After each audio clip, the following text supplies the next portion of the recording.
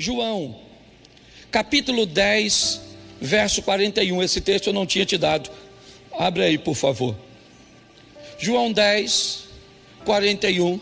Nós vamos começar por aqui. E muitos iam ter com ele e diziam: realmente, João não fez nenhum sinal. Porém, tudo quanto ele disse a respeito deste era verdade. Feche os seus olhos. Senhor nosso Deus e Pai, em nome de Jesus, eis aqui a tua palavra. Continua falando conosco. Usa-me como um canal de bênção nesta hora, pelo poder do nome de Jesus. Você pode dizer amém? Amém. Glória a Deus. Nós estamos diante de uma descrição, não apenas, a de João, mas, aliás, o que escreve o texto, não é o mesmo João cujo texto está inserido, tá certo? É João, irmão de Tiago, falando de João Batista, primo de Jesus. É isso que esse texto está dizendo. O João citado ali no texto é o filho de Isabel e de Zacarias, certo? Aquele que vai pregar no deserto. Segundo Jesus, não houve ninguém nascido de mulher maior do que João. Ninguém.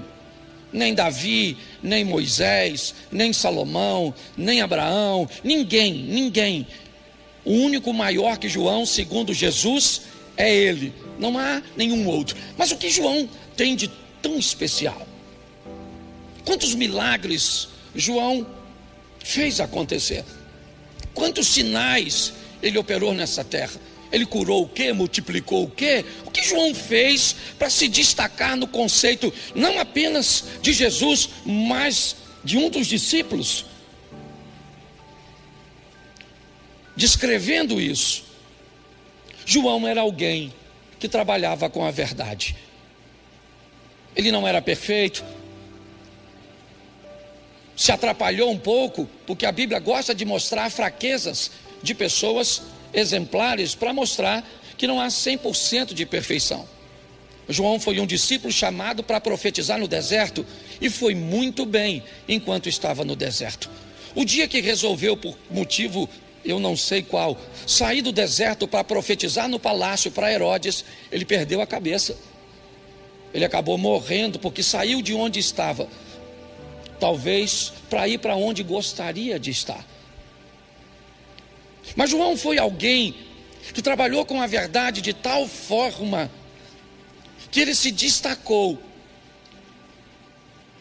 mas perdeu a cabeça porque disse uma verdade que não deveria ser dita, pelo menos naquele ambiente, pelo menos daquela forma.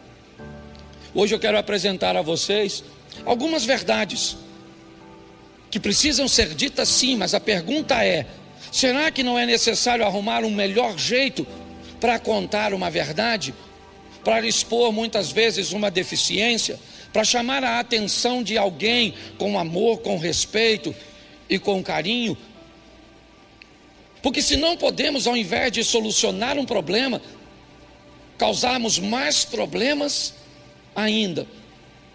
Então eu separei algumas verdades que eu acho que vale a pena você avaliar ou avaliarmos. E junto com elas, avalie o pastor. Junto com elas, avalie a igreja. Junto com elas, avalie meus líderes, as pessoas que caminham comigo, porque meu nome está arrolado ao delas, e o delas está arrolado aos meus, ao meu. Não dá mais para separar isso. Mesmo que eu quisesse, eu não tenho como fazê-lo. Então é importante que você, como membro, entenda se esse é um ambiente que te aproxima de Deus, ou te aproxima muitas vezes das luzes, te aproxima muitas vezes da popularidade. Nós não podemos perder o foco, estamos às portas. Então vai aí a primeira verdade, certo? Que não pode ser dita. Coloca para mim, por favor, Mateus capítulo 28. Mateus 28, 11. Esse texto eu já te dei, certo?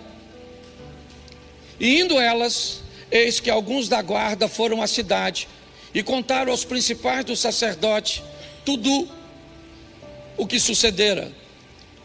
Verso: reunindo-se eles em conselho com os anciãos, deram grande soma de dinheiro aos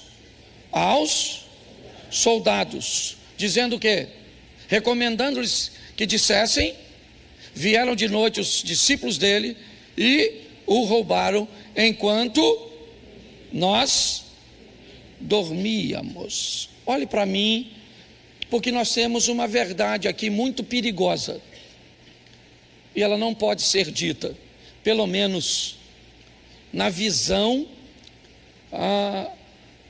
dos religiosos, dos sacerdotes. Jesus acaba de ressuscitar. Essa é a grande verdade. Se você for ver a história narrada na Bíblia, quando os soldados sentem a presença do anjo que vai remover a pedra, eles fingem estar desmaiados. A narrativa do que aconteceu é dos próprios soldados. Então eles não desmaiaram, eles não estavam inconscientes, eles viram tudo o que aconteceu, só que não havia neles poder de resistência. Então eles têm um problema agora. Eles vão dizer aos sacerdotes que aquele que havia morrido acabou de ressuscitar. Isso é verdade, sim ou não? Mas não pode ser dito, porque ela vai atrapalhar o sistema. Verdades não podem ser ditas quando, ou não devem para algumas pessoas, quando elas começam a atrapalhar o sistema. O sistema tem medo da verdade, porque a verdade pode dar aos ouvintes um poder de raciocínio que muitas vezes eles não querem que seus ouvintes tenham.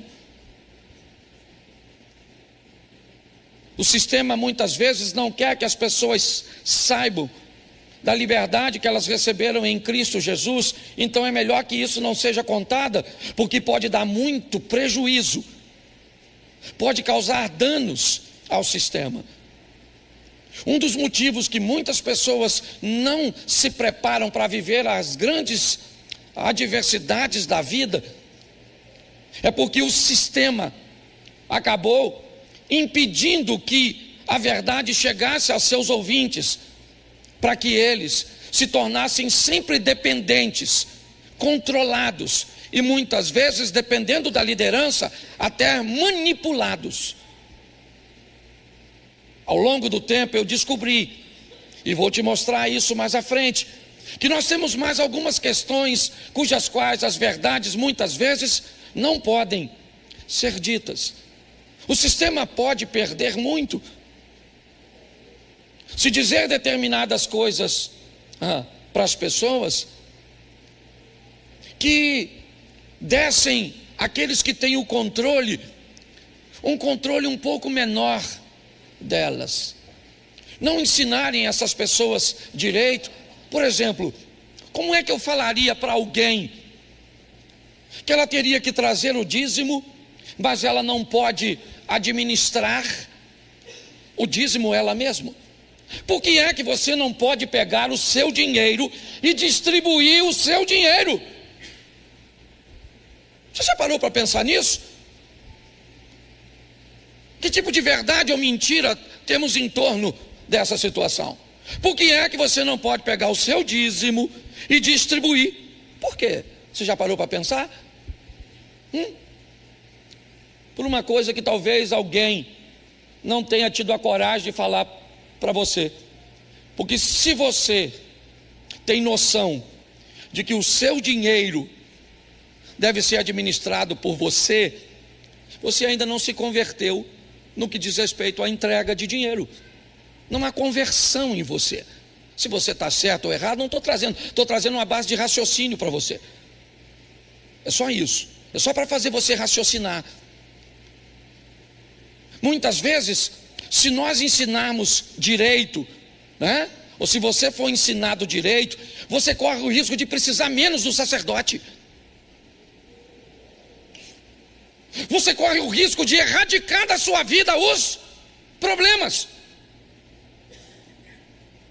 Você vai se tornar capaz de escolher sua roupa, os lugares que você frequenta, se bebe, se não bebe, o que faz, o que não faz, onde ir, onde não ir. Vai ser tão bom para você que vai me deixar obsoleto, vai me deixar ultrapassado. Para que eu sirvo então? Para que eu existo como um pastor, se eu fui tão bom em discipular você, em treinar você, que agora você já não depende mais de mim, você já é capaz de cuidar da pessoa que vai entrar por aquela porta. Ela entra, você cuida dela, resolve o problema, que muitas vezes eu só vou descobrir depois. Mas será que eu não posso ficar tristinho com isso?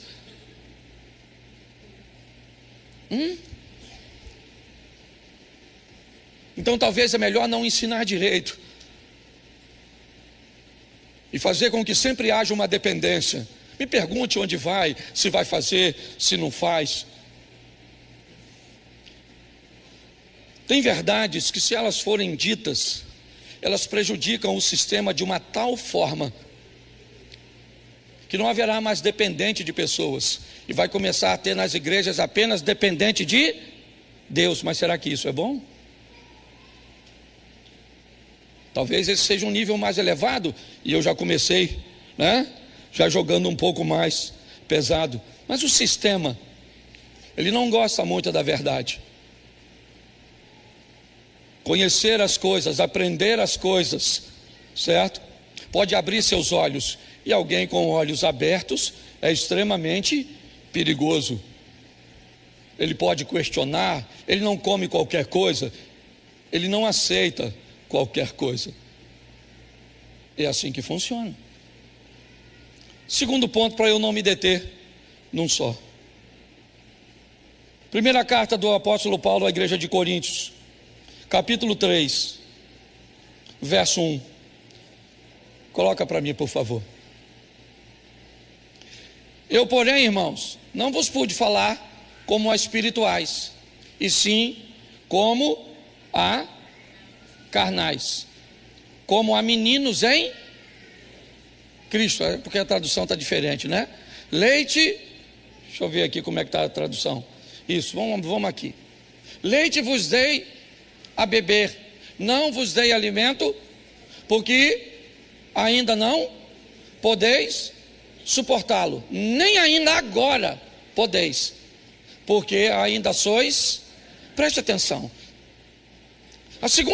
O segundo propósito, objetivo de que uma verdade às vezes não deve ser dita, é pela falta de maturidade daqueles que vão ouvi-la. Às vezes você precisa dizer a verdade a uma criança, mas como dizer uma verdade para uma criança, se ela ainda é tão criança para saber essa verdade? Se você tem uma criança muito pequenininha e ela pergunta para você o que é sexo, como é que você responde para ela? Não é extremamente desafiador? Não há nela maturidade. A falta de preparo dos ouvintes muitas vezes faz com que, como é que nós vamos falar na igreja sobre bebida alcoólica? Pode? Não pode? Como é que nós vamos fazer? Como é que nós vamos explicar para a igreja: todas as coisas me são lícitas, mas nem todas me convêm? Será que não é arriscado demais mexermos em assuntos como esse? Será que não podemos prejudicar mais as pessoas? Mas quando é que nós não vamos prejudicar? Quando vai chegar um dia que nós vamos poder falar com pessoas maduras, coisas verdadeiras, para que elas consigam entender o que é lícito e o que não é lícito, para que elas consigam entender que muitas vezes, certo, o remédio e o veneno está apenas na dosagem. Quando nós vamos poder usar o púlpito, poder usarmos as salas de aula? Quando nós vamos poder ser um pouco mais duros para falar, um pouco mais incisivos para ensinar? Quando nós vamos aprender com Jesus que alguns, ao serem ensinados, virarão as costas e irão embora, porque não gostaram do ensino, porque o ensino estava forte demais, o confronto estava muito intenso, e entre mudar de postura e mudar de igreja, é muito mais fácil mudar de igreja. Quando enfrentaram um discurso duro de João no deserto, deixaram o deserto e foram conversar com Jesus.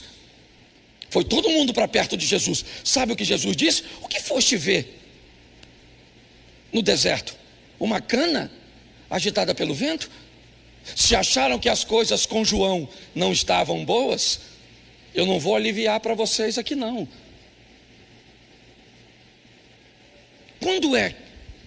Quando? Depende da liderança, porque eu estou falando de mim mesmo. É o ano da revisão, é o meu. Eu estou aqui, certo, revisando o que eu estou fazendo. Qual é o meu papel nessa história? Qual é o meu papel? Porque eu sou pastor de uma igreja. Um dia eu vou ter que prestar conta de tudo isso. Então, quando é que nós vamos poder olhar para isso e olhar, os ouvintes estão preparados? Quantos anos eles têm? Não, já tem 10, 15 anos. Tem gente com 20 anos na igreja. Tem gente que já passou por 3, 4 igrejas. É importante nós revermos essas questões, porque muitas vezes nós vamos ter sérios problemas por causa da falta de preparo dos ouvintes. Então eu tenho que sonegar. Eu não posso entregar, né, a verdade. Eu não posso falar sobre que tipo de foto, que tipo de curtida, que tipo de comentário, que tipo de grupo, certo? Não. A vida é minha e eu não quero nem saber o estrago que eu faço na vida do outro com as minhas ações. É mais ou menos desse jeito. Então, muitas vezes, a falta de preparo dos ouvintes é um dos motivos cujos quais a verdade não pode ser dita. Lembra? Quando a missa era em latim, era falar para o povo não entender, já de propósito, para não causar nenhum tipo de problema. Então acho que vale a pena nós olharmos um pouquinho mais de cuidado, porque é isso que o Paulo está dizendo. Olha, eu tenho que falar com vocês desse jeito. Eu não gostaria. Aliás, não era tempo de falar com vocês nesse tom, esse tipo de conteúdo, mas é o que eu posso entregar a vocês. E me parece que tem um tempo que ele está com o povo, que ele diz: nem mesmo agora eu posso fazer isso, depois de estar com você. Então eu digo a você, procure saber a verdade das informações que chegam até você, a veracidade dos fatos, para que consigamos viver mais perto de Deus. Porque se não é verdade, é mentira. E se é mentira, Deus não está presente, porque o pai da mentira é Satanás. Deus trabalha com a verdade. Terceiro, segundo livro do profeta Samuel, capítulo 12, verso 18. Ao 7º dia morreu a criança, e temia o servo de Davi informá-lo que a criança era morta, porque diziam: eis que estando a criança ainda viva, lhe falávamos, porém não dava ouvidos à nossa voz. Como, pois, lhes diremos que a criança é morta? Porque mais se afligirá. Às vezes, a verdade não pode ser dita, porque o ouvinte pode ficar traumatizado. Sim. Às vezes é o cuidado com aquele que vai ouvir que faz com que nós criemos os monstros. Olha bem, Davi está deitado, sem comer, sem tomar banho, orando, jejuando e pedindo a Deus por seu filho. O filho dele morre. Os homens estão à porta. Eles estão temerosos em dizer a Davi. Por quê? Porque na cabeça deles se ele está desse jeito com um filho doente, se nós falarmos que esse menino morreu, ele vai piorar. Então é melhor nós não falarmos nada. Vamos ficar aqui quietinho. Não vamos dizer para ele a verdade. O menino já está morto. Não adianta ele orar mais. Ele está orando: Senhor, faça meu filho viver, dá saúde para o meu filho. Mas o menino já morreu. Mas ninguém tem coragem para falar com ele. É até louvável o que está acontecendo aqui, sim. Mas a pergunta é: o que Davi está fazendo nesse período que o menino já morreu e ele continua orando por uma vida que não vai voltar mais? Será que muitas vezes, quando nos omitimos de falar determinadas coisas com medo de infligirmos dano, estamos ajudando ou prejudicando as pessoas? Com que tipo de criações e limitações que chegamos até aqui? Como é que nossos pais nos tratavam? Será que nós não fomos forjados em ambientes aptos para lidar com os desafios? Estamos replicando esse comportamento ou não? Os homens não querem falar com Davi, porque eles têm medo, sabe? Como nós temos. Qual é a dose certa para corrigir o nosso filho? Um grito? Será que não podemos traumatizá-lo? Como é que nós vamos nos comportar diante disso? Porque nós estamos treinando pessoas para aprenderem a viver com as pessoas, se relacionarem com elas, se defenderem delas. Pessoas para aprenderem a se relacionar com Deus, estarem mais perto dele, entendê-lo. Pessoas para se relacionarem com Satanás, para aprenderem a se defender, a se proteger e a atacar. Mas será que é isso que nós estamos fazendo? Ou quando nós temos dificuldade de dizer determinadas coisas, não somos cúmplices de uma criação, de uma geração frágil, ensimesmadas? Pare e pense. Olha só. O terceiro motivo é esse: eu não falo a verdade porque eu tenho medo de magoar, eu tenho medo de traumatizar as pessoas, então eu finjo que não estou vendo. Será que isso é sadio para o nosso casamento? Será que isso é sadio para os nossos filhos? Será que isso é sadio para nossas amizades? É só uma reflexão. É isso. O quarto motivo que uma verdade não deve ser dita, coloca para mim, 2 Samuel 1,16. Vamos lá. 1,16. Tendo Davi passado um pouco além, certo? Dobrando-se um. Bom, vamos lá. Só confere para mim aí. Segundo livro do profeta Samuel,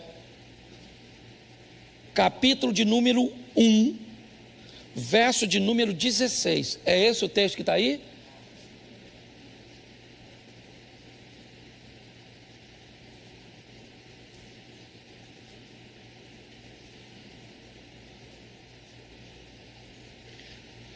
Disse-lhe Davi: o teu sangue seja sobre a tua cabeça, porque a tua própria boca testificou contra ti, dizendo: matei o ungido do Senhor.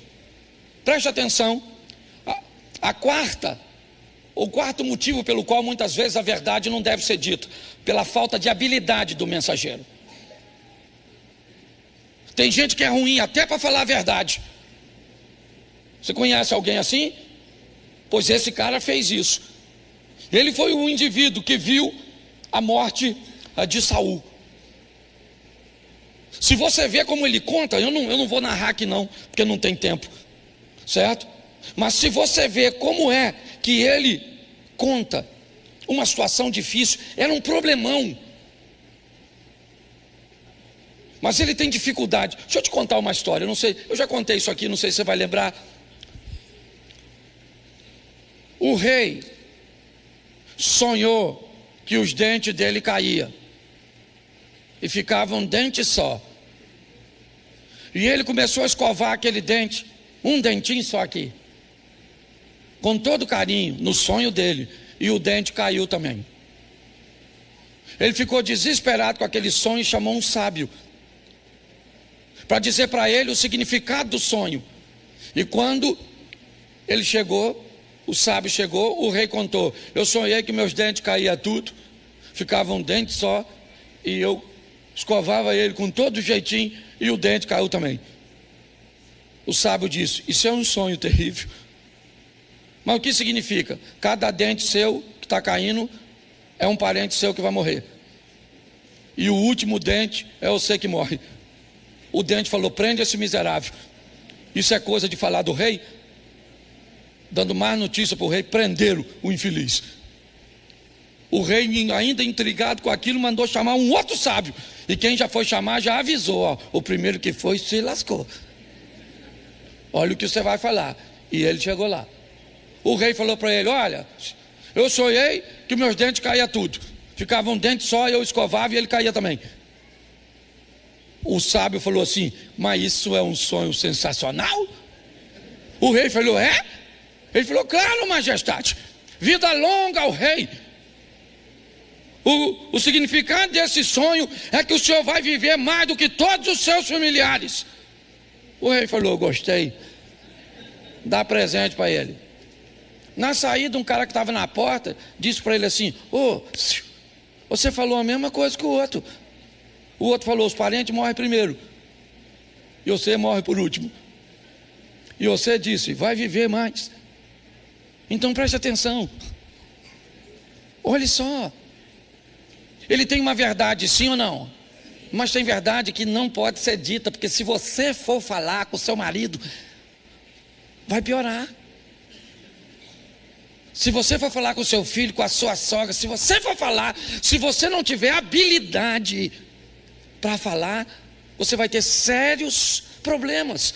Porque para uma verdade ser dita, não basta ela ser verdade. Aquele que vai dizer precisa estar preparado para falar. Você quer ver? Coloca aí um cara altamente preparado para falar, segundo Samuel 12:1. Bota aí o 12:1. Pensa num cara para falar as coisas legais. Olha lá, o Senhor enviou quem? Natã.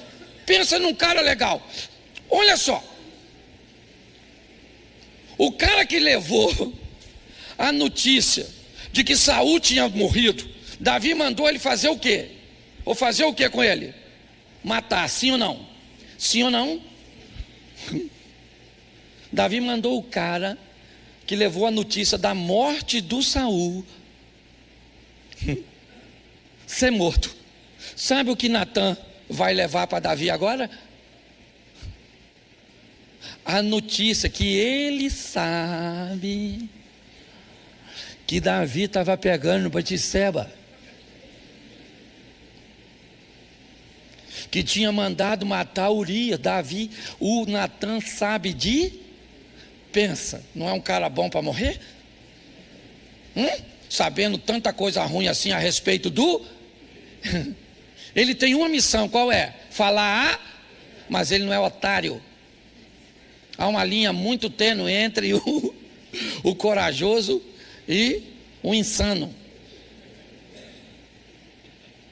Pensa ele chegando lá: majestade, falar uma coisa para o senhor não tem vergonha nessa cara do senhor, não?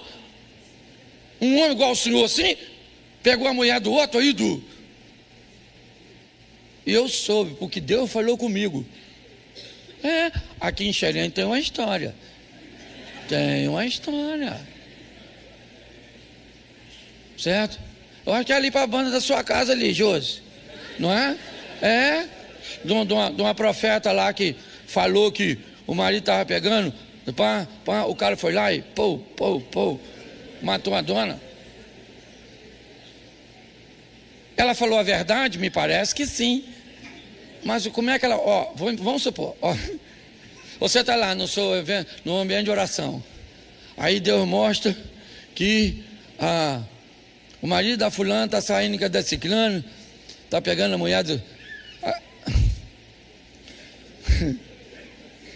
Aí você fala para a mulher dele assim: manda seu marido vir aqui, porque Deus me deu uma visão que seu marido está pegando a fulana de tal.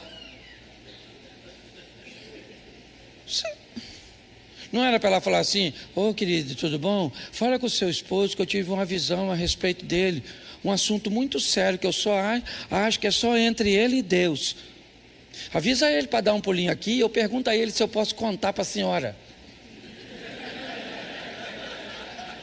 Diga para mim se no dia seguinte o cara não está lá. Aí a mulher que era profeta falava: minha senhora, é só entre Deus e ele, a senhora vaza. E aí fala: aí maluco, a casa caiu. Deus me mostrou que você está no cerol com a dona lá.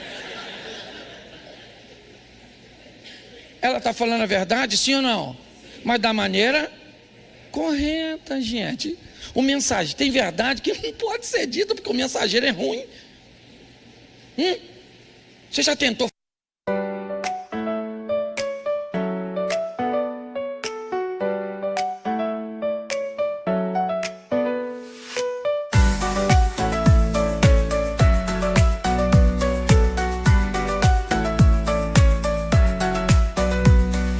Raindrops falling down my face, like tiny tears in a happy chase.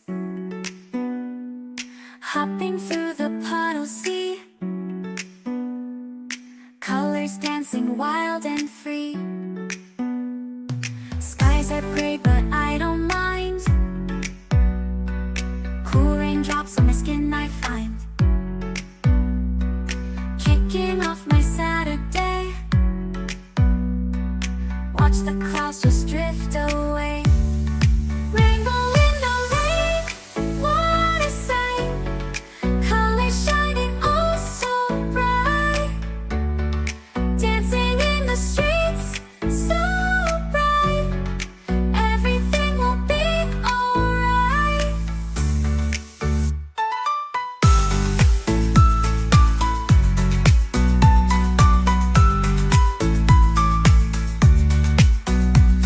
Umbrella spinning, twirling round, a colorful halo on the ground. Music playing on the sand, skipping beats, the heart will sway. Feel the world come out to play. Lightning cracks but don't you fear, magic shines when skies are clear. Raindrops whisper secrets true, a hidden beauty shines right through. Rainbow in the rain, what a sight. Colors shining oh so bright. Dancing in the streets, so bright. Everything will be alright. Raindrops falling soft, peeks through. Rainbow magic, me and you. Smiling faces, hearts alight. Everything will be alright. Raindrops falling, sun peeks through. Rainbow magic, me and you. Smiling faces, hearts alight. Everything will be alright.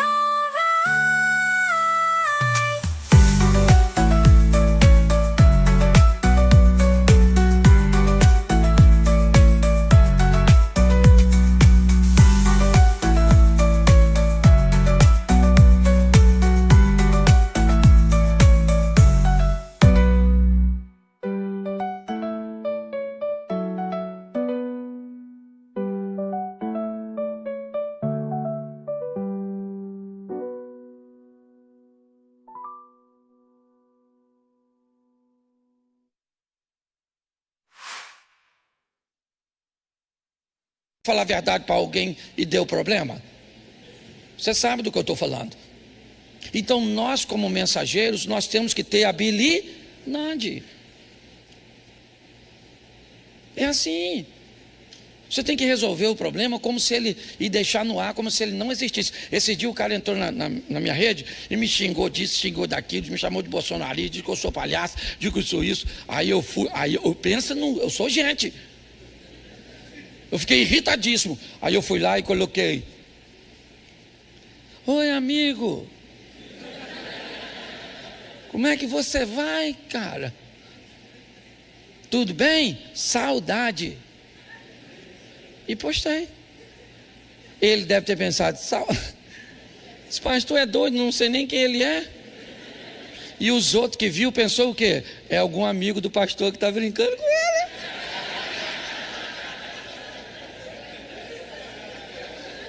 Eu constrangi o cara.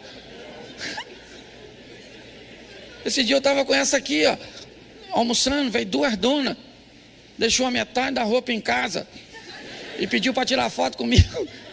Veio com os peitos quase de fora, a dona parecia mimosa. Sabe o que ela disse? Posso tirar uma foto? Eu falei: lógico, pode. Ela viu, pode. Mas por favor, eu amo tirar selfie.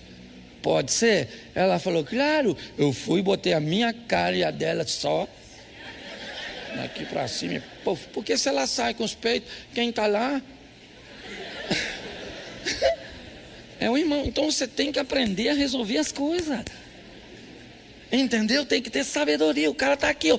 Um morreu por dar uma notícia ruim, o outro deu uma notícia pior ainda e saiu bonito na fotografia. Depois você lê o que o Natan falou. Deixou o Davi, ó. Sabe o que Davi falou? Pequei. O Natan falou: isso eu sei, desde quando Deus me disse. Eu só queria terminar vivo depois de te dizer. Entendeu, marido? Às vezes você vai precisar dessa habilidade para falar umas verdades para sua mulher. Sair vivo. O que não é muito fácil. Então tem verdades que, para ser ditas, nós vamos precisar de habilidades. É assim que funciona. Agora, essa, para me fechar, eu acho que vale a pena. Coloca aí 1 Samuel, capítulo 16, verso 2. Olha que texto interessante. Põe o verso 1 para todo mundo entender direitinho. Disse o Senhor a Samuel: até quando terás dó de Saul, tendo eu rejeitado, para que não reine sobre Israel? Enche o teu vaso de azeite e vem, enviar-te-ei à casa de Jessé, o belemita, porque dentre os seus filhos me tenho provido de um rei. Então disse Samuel ao Senhor. O que disse? Como irei eu? Pois ouvindo Saul vai-me. O que Deus disse a Samuel? Toma, pois, uma bezerra dentre as vacas em tuas, e diz: vim para sacrificar ao... Preste atenção aqui no que está acontecendo. Deus vai às montanhas de Ramá conversar com o profeta Samuel e diz a ele: enche o teu vaso de azeite, desce as montanhas de Ramá, vai até Belém e unge um filho de Jessé como rei. Saul disse: se Saul descobrir que eu estou indo fazer isso, ele vai me matar. Cabia ou não cabia uma mentira? Cabia uma mentirinha, não cabia? Mas olha o que Deus diz para Samuel: não, faz o seguinte, pega uma bezerra dentre as vacas, vai lá e sacrifica, convida ao sacrifício, e eu te farei saber o que há de fazer, e ungir-me-ás a quem eu te disser. Preste atenção, uma verdade precisa ser estabelecida, uma vontade precisa ser cumprida, a vontade de Deus de ungir um novo rei. Um problema está, né, entre Samuel e Saul, a unção de Davi. Mas preste atenção como Deus lida com essa situação, a maneira com que ele age. Eu acho muito interessante isso aqui. Samuel não mente, não, mas ele também não revela o que ele foi fazer. Isso. Tem coisas que nós não precisamos revelar. Tem situações que nós não precisamos expor, não interessa. Não interessa às outras pessoas. São verdades, mas para que eu vou compartilhar? Eu vou gerar uma série de problemas. Eu tenho que ter esse discernimento, e eu acho que é esse discernimento, sabe, que nós estamos com dificuldade de desenvolver nas pessoas, sabe, essa linha do bom senso, até onde pode, não pode, até onde eu faço, eu não faço, eu falo, até onde isso prejudica. Será que eu sou capaz de olhar para a igreja, para entender os danos que eu posso causar, quando eu faço algo, quando eu ajo de alguma forma? Ou será que eu tenho que continuar sonegando as informações? Será que as pessoas têm que continuar sempre ouvindo uma parte do todo, porque não são capazes de absorver o todo? E aí, nós sempre vamos estar envolto numa série de confusões. É porque um disse, porque o outro disse, é porque um fez, porque o outro fez, é porque um postou uma foto e a foto estava desse jeito e frequentou esse lugar e comprou e não pagou e fez isso, e o líder, ele sempre está muito confuso, ele sempre está muito atarefado, sabe? Porque a gente não pode ensinar. Essa foi a minha pergunta. Olha, essa semana eu preguei todos os dias. Todos os dias. Eu cheguei agorinha mesmo. Eu passei para bastante lugares. Passei mal em Fortaleza. Quase não consegui pregar. Amanhã volto para pregar em Pernambuco. E eu estou no ano da minha revisão, conversando com minha esposa, perguntando, nós dois, será que tudo isso vale a pena? Hã? Será que vale? Eu estou aqui dividindo o púlpito com você hoje, porque eu não estou querendo mais ovelha, que seja o tempo inteiro ovelha. Nós estamos precisando de ovelha que vire pastor. Não faz sentido pessoas com tanto tempo precisar de tanta manutenção, de tanto cuidado, quando já deveria estar virando pastor.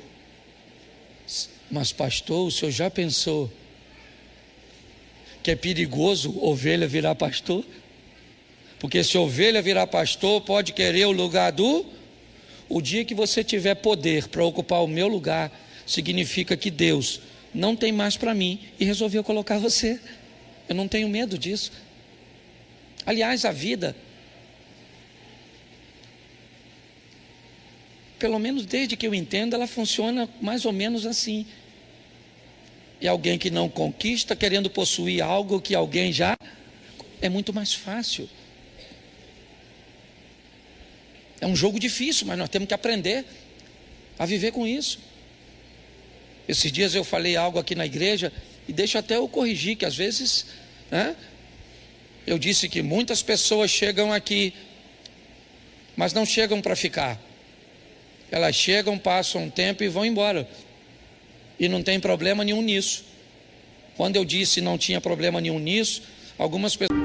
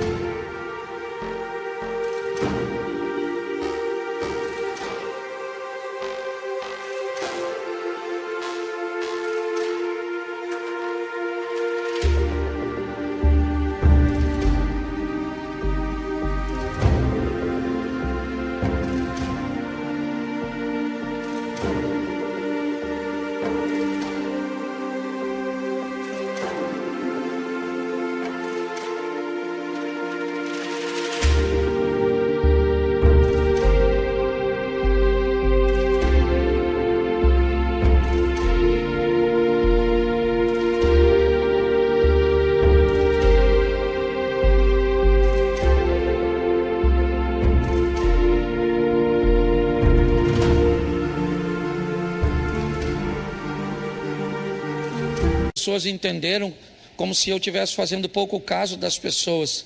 Não, não é isso não. Só que como pastor, eu não posso me apegar a vocês, porque vocês são passageiros. A tripulação aqui é minha casa. Eles vão continuar.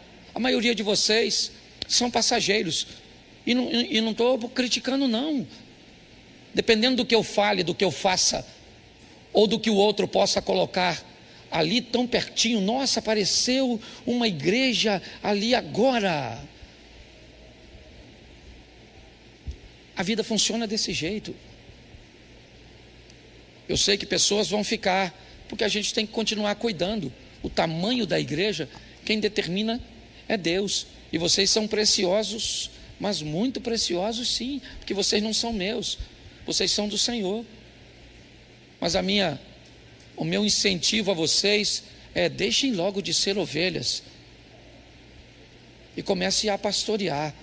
Você não precisa de um microfone, você não precisa de um cargo de liderança, você precisa de um coração para orar, para ajudar outras pessoas.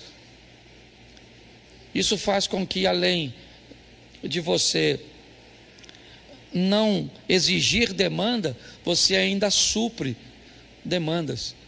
É assim que funciona. Mas verifique se aqui você recebe conteúdo, informações que estão buscando te transformar em alguém autossuficiente. Vamos continuar convivendo em comunidade, sim, mas autossuficiente, apta para lidar com suas escolhas. O pastor não precisa dizer que esse decote, que essa saia, não precisa, você sabe. O pastor não precisa dizer que você foi à Itália, e lá na Itália você foi a Veneza, e você sentou num restaurante para comer, certo, uma massa com sua esposa, uma pasta, e aí então você tomou um cálice de vinho. Está certo ou errado? Não estou aqui defendendo nem para lá nem para cá, certo? A pergunta é: quando nós vamos conseguir formar? Isso é uma pergunta nossa, Abner, nossa, Osias, nossa, Eduardo, nossa, Alex trabalha com casais, quem trabalha, Anderson, que trabalha com quando é? Já parou para pensar nisso? Está na hora de nós deixarmos de ser uma reunião de ovelhas e nos tornarmos uma escola de profetas. Um ambiente onde possamos oferecer às pessoas capacidade de raciocínio. E aí a mulher sai daqui uma esposa melhor, uma mãe melhor, uma dona de casa melhor, um pai melhor, um marido melhor, um homem melhor, certo? Aí nós vamos melhorar. Melhorar onde? O bairro que nós frequentamos. Melhorar onde? Melhorar a nossa casa. Melhorar o que? O ambiente corporativo onde trabalhamos, o ambiente religioso onde compartilhamos a fé. Porque essas instituições não tem problema. Tira as pessoas da sua empresa e vê se tem algum problema lá. Tira as pessoas da sua casa e que problema tem lá? Tira as pessoas daqui. Os problemas, eles estão em nós.